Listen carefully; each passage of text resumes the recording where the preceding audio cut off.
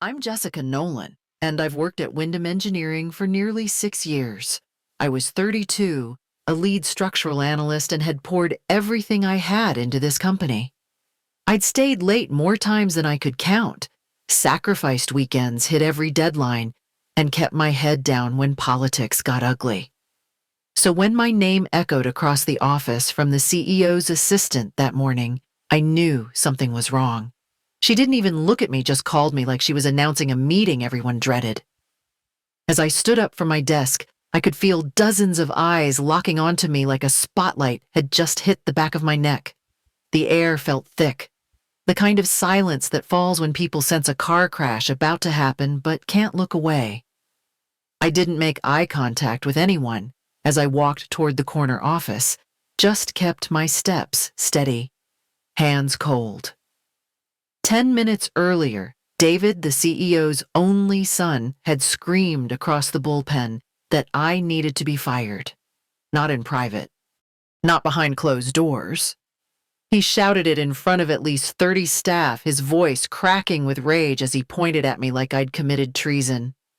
His face was red, his jaw clenched, and spit had actually flown out of his mouth. "If you don't fire her, you'll regret it." He said that, loud, clear, in front of the entire project team. I didn't say anything back. I just stood there frozen while his father, my boss, watched it happen and said nothing. I wasn't sure what burned more, the humiliation of being attacked in public or the sick realization that no one had stepped in. Not one person had interrupted him. Not even Mr. Wyndham, who'd hired me, praised me, told me once that he trusted me with his legacy projects. And now I was standing outside his office, heart hammering, waiting to be let in like a student about to be expelled. My palms were sweating, my stomach twisted. I kept replaying everything in my head, wondering how the hell things had unraveled this fast. Just last month, I'd been the lead on a new municipal hospital design. And now I was standing under fluorescent lights, listening to whispers behind me, as I waited for a closed-door conversation that might end my entire career. It felt unreal, like I'd been sucked into a version of my life where none of my hard work mattered anymore. I glanced over my shoulder once and caught a few coworkers quickly averting their eyes. Some looked guilty, others curious. A few just seemed relieved it wasn't them. I didn't blame them. Offices run on fear more than most people admit. Inside the glass-walled room, I could see Mr. Wyndham sitting behind his desk, staring at something on his screen. He looked older than usual, more tired. I wasn't sure if that made me feel better or worse. I took a deep breath as the assistant motioned for me to go in. Everything in me told me this was it. At the end of a chapter I had no intention of closing. I stepped inside and the door clicked shut behind me. David Wyndham joined the office 3 weeks before everything exploded. Officially, he was listed as a summer strategy intern, but everyone knew what that really meant. He wasn't there to learn. He was there to be seen, to get a taste of power before being handed more of it. From the moment he arrived, David carried himself like he already owned the building. He was 24, freshly dismissed from his second attempt at college, and somehow managed to speak in a way that made every conversation sound like a performance. His confidence wasn't earned. It was inherited. The first time he walked into our department, he didn't ask for introductions or guidance. He pointed at our digital model of the Willow Creek Medical Center and said we were overspending. That was the first red flag. The second came when he started questioning the reinforced shear wall designs, like he had the faintest clue what he was talking about. The Willow Creek project was personal for me. It was a small hospital in a working-class neighborhood that hadn't had updated infrastructure in decades. The building needed to meet California's latest seismic codes, especially since it sat right along a minor fault line. Every material, every beam had been calculated for both strength and cost efficiency. David didn't care about any of that. He pulled up a spreadsheet he had slapped together and said we could cut costs by downgrading the lateral bracing and using a different concrete mix. I asked him where he got his data. He told me he ran a few quick models on his laptop. I didn't even know what to say to that. I calmly explained that his proposed changes would reduce the building's lateral resistance by nearly 35%. I told him straight that kind of compromise could lead to catastrophic failure in the event of a quake.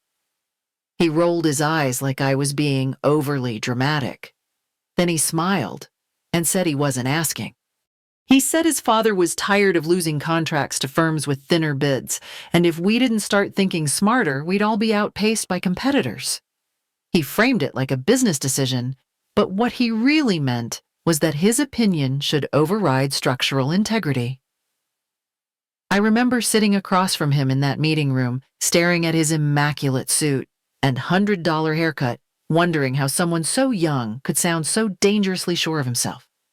I reminded him that licensed engineers had signed off on the current plan, and that any revisions would require recalculations, updated permits, and more time.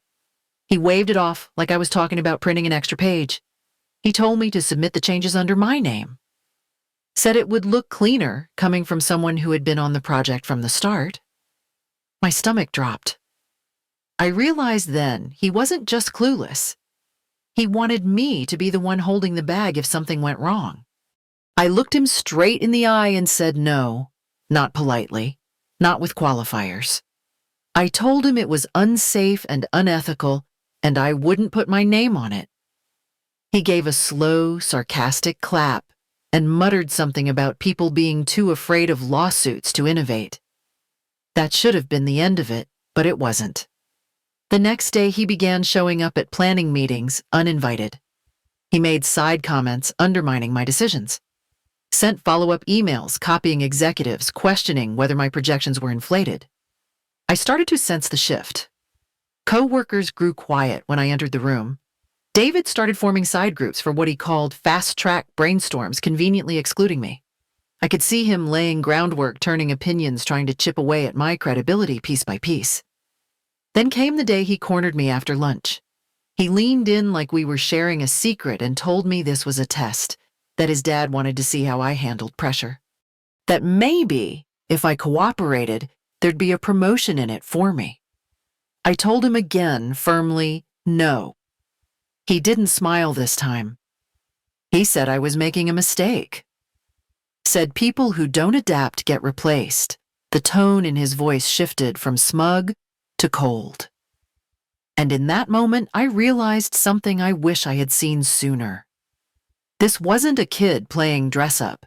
This was someone who'd been told his whole life that the rules didn't apply to him, someone who was used to getting his way, someone who had never heard the word no and wasn't planning to start now.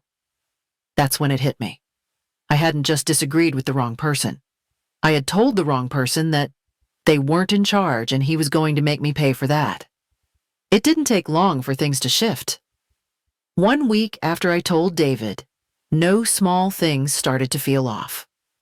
Conversations stopped when I walked into a room. Emails I normally got looped in on suddenly skipped me. I brushed it off at first, chalked it up to coincidence or overthinking. But then, I noticed the project timeline for Willow Creek had been updated without my input. The edits looked subtle. A line here, a number there. But something felt wrong. I opened the structural model and found that the lateral bracing schedule had been modified.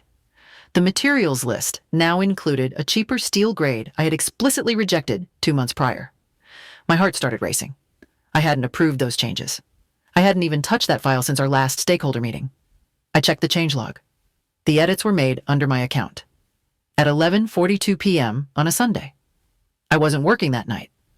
I was at my sister's apartment watching her dog and didn't even bring my work laptop.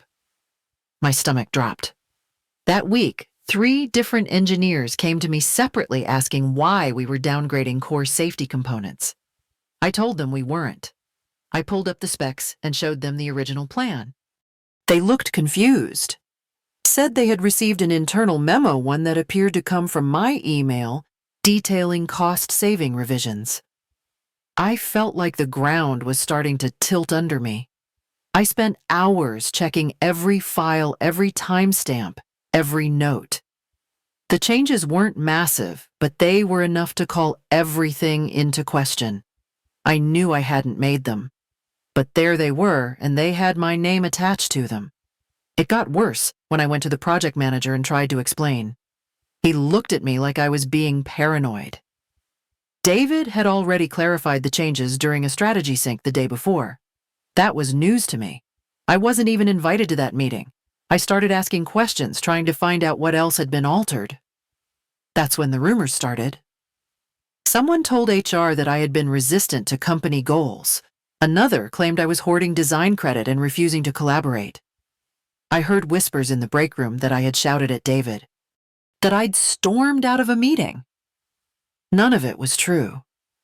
But in offices like ours, truth comes second to perception. And David was good at shaping perception. He had lunch with executives, joined golf rounds with the board. He smiled, shook hands, and made small talk like he was bred for it. I was just the one doing the math. By the time the client called with questions about our updated design approach, I knew something was seriously wrong. They had received a copy of the proposed cost reduction plan, one that included my electronic signature. I never signed that document. I never even saw it. I hung up the phone and just sat there staring at my screen, unable to move. Every instinct screamed at me to do something, say something, report someone. But who would listen? Who could I even trust? It felt like I was watching my credibility erode in real time, and I couldn't stop it. I went to IT, asked if they could look into login activity for my account. They told me they'd escalate it. I never heard back. When I followed up, they said everything looked normal. I knew that was impossible. Someone had either covered their tracks or was being protected. I stopped sleeping through the night. My hands trembled when I typed. I second-guessed every message I sent, every update I approved. I started printing hard copies of things just to have physical proof.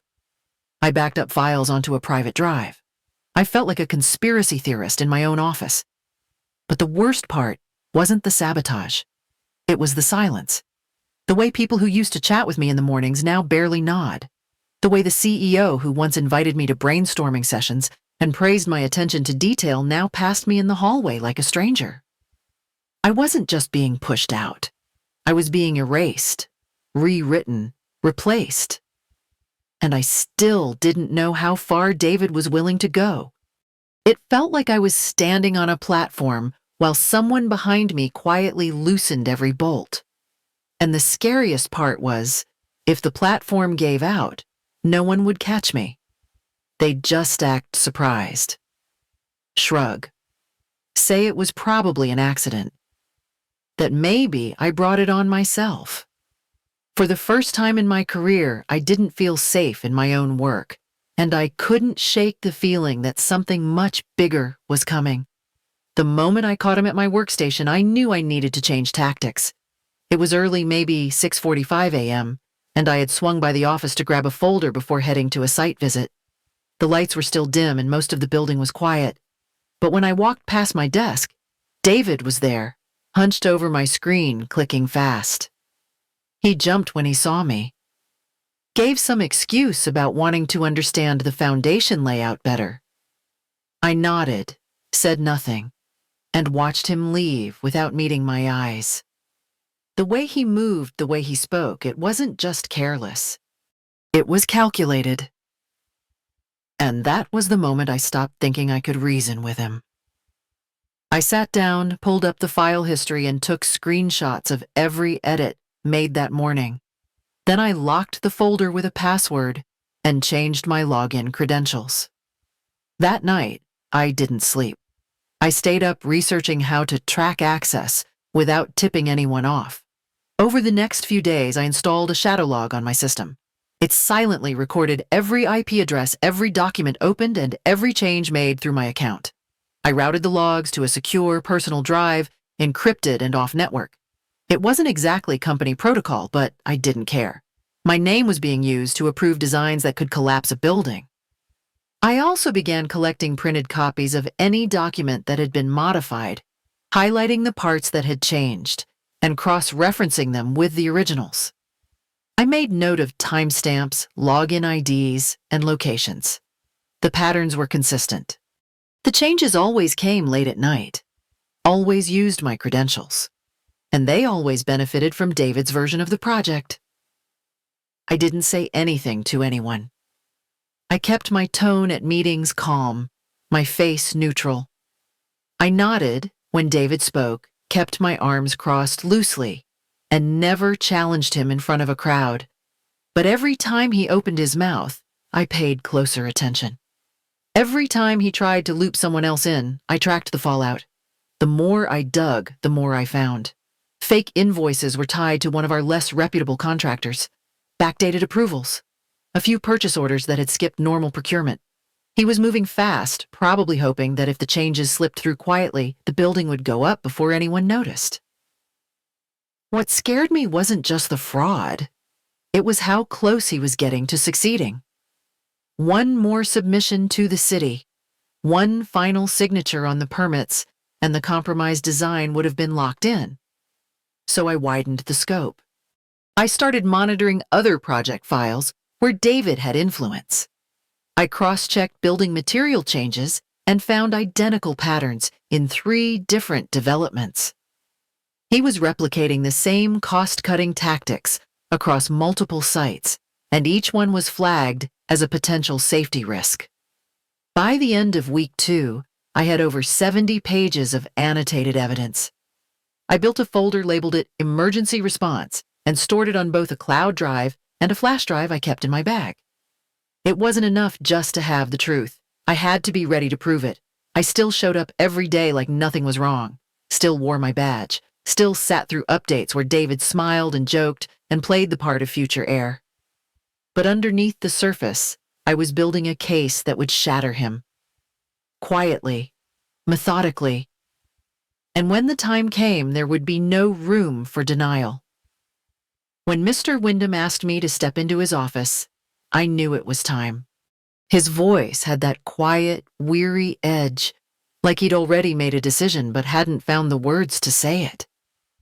He didn't look up when I entered, just gestured toward the chair across from his desk. I stayed standing. He rubbed his eyes, then finally looked at me. He didn't say it outright, but I could feel it coming. The apology, the regret, the excuse. He started talking about how things had gotten complicated. The situation with David was sensitive, that I had been a valuable part of the team. I didn't let him finish. I told him to check his email. He hesitated, confused, then turned to his monitor. As he clicked through his inbox, I watched the change in his face. First confusion, then dread, then full body stillness. His eyes moved line by line down the screen, his shoulders slowly folding in. The email was titled, Urgent Project Violations and Fraud Documentation. It included everything: access logs, document alterations, forged signatures, kickback arrangements, contractor invoices, over 70 pages. I had listed every incident, attached evidence, and blind copied the legal department and state licensing board. He looked at me, pale and stunned. Asked where I got all of it. I told him I'd been tracking the changes since the first file edit, that I didn't come to accuse. I came to protect the firm. He opened the attachments one by one, reading enough to realize the weight of what he was holding. Then the door slammed open. David walked in like he owned the air in the room. He was smiling, energized, riding high on the assumption that I was about to be fired. He asked if it was done, if I had been dealt with. Then he noticed the silence. His smile dropped when he saw his father's expression. His brow furrowed as he turned to me, asked what I was doing here. His voice cracked when Mr. Wyndham turned the screen toward him and told him to explain. David laughed at first, said it was fake, said I had fabricated everything because I was bitter. He moved closer to the desk, demanded that they shut the email down, claimed it was some kind of smear campaign. I stepped forward and said every file had a digital fingerprint. Every login was recorded, every timestamp verified. I described the email he had sent from his father's account to a supplier, promising a $10,000 bonus for expedited delivery of substandard concrete. His face drained. He tried to pivot, said it was exploratory, that he was just testing supplier responses. He said, I misunderstood. I told him I had copies of him signing orders using my name. I had a video of him accessing my machine. The contractors he used were blacklisted for prior safety violations. Mr. Wyndham didn't speak. He just stared at his son like he'd never seen him before. David's hands started shaking. He called me a liar, said I didn't understand how business worked, said I was destroying the company out of spite. But he wasn't in control anymore. The evidence was already out. His father had read it. So had legal. So had the board. There was no room left for bluffing. David turned on his father, shouting that he was being set up, that I was manipulating him, that this was her plan all along. He reached for the monitor like he could make the documents disappear if he just touched the screen. Mr. Wyndham stood finally. His voice was quiet. He told David to sit down, told him to stop talking. But David didn't. He kept yelling, until the security team arrived. 2 men stepped inside the office called by HR when the system flagged the email. They asked David to come with them. He resisted. Then he looked at me. His expression twisted into something I'll never forget. Hate and disbelief and panic all rolled into one. I didn't say a word. I didn't have to. Everything I needed to say was already on record. As they let him out, I watched the door close behind him. And for the first time in weeks, I felt the tension in my body start to lift. The truth was out, and it had landed exactly where it needed to. The next morning, 2 officers from the City Fraud Division arrived at the firm. They walked in quietly, but with purpose, briefcases in hand, badges flashing just long enough to still the entire floor. Within minutes, David was escorted out in handcuffs, head down, mouth shut. No one clapped. No one gasped. It was just silent. The kind of silence that comes when people realize they've been working beside a fire no one thought would spread. The board called an emergency meeting that afternoon. Mr. Wyndham resigned before they could vote. He didn't argue. He just gathered a few things from his office and left without a word, like a man who knew what he had allowed and could no longer bear the weight of it. All current projects were placed on hold, pending safety reviews. Clients began pulling contracts, some quietly, others very publicly. What had taken decades to build unraveled in less than a week. I was called into a meeting that Friday. Same room, different tone. The interim board asked if I had considered taking over as acting director of engineering, not because of politics, not out of pity, but because I had been the one who protected what the company was supposed to stand for. I accepted not for the title, but for the responsibility. Someone needed to fix what had been broken. Not just the files, not just the contracts, but the trust. The belief that we could still build something that wouldn't collapse under pressure. The following Monday felt like walking into a new office. People met my eyes again. A few offered quiet nods. Some stopped me in the hall, said thank you, told me they'd seen the warning signs but hadn't known what to do. I told them I understood. There was no victory dance, no parade. Just a return to the work, a little quieter, a little steadier. The company was smaller now, but more honest. And in that honesty, something solid remained. Justice had come, not loud, not fast, but real. And that was enough. Looking back, I've realized that courage doesn't always look like raising your voice. Sometimes it looks like staying quiet just long enough to gather what you need, then speaking up when it counts most. I didn't fight fire with fire. I fought it with facts, patience, and a stubborn refusal to let the truth be buried. I learned that doing the right thing rarely feels rewarding in the moment. It's lonely, exhausting, and full of doubt. But in the end, it's the only thing that holds up when everything else starts to fall apart. Most of all, I learned that silence is a choice, but so is action. And when that choice can protect lives, reputations, and futures, you don't wait for permission. You step forward even if your voice shakes.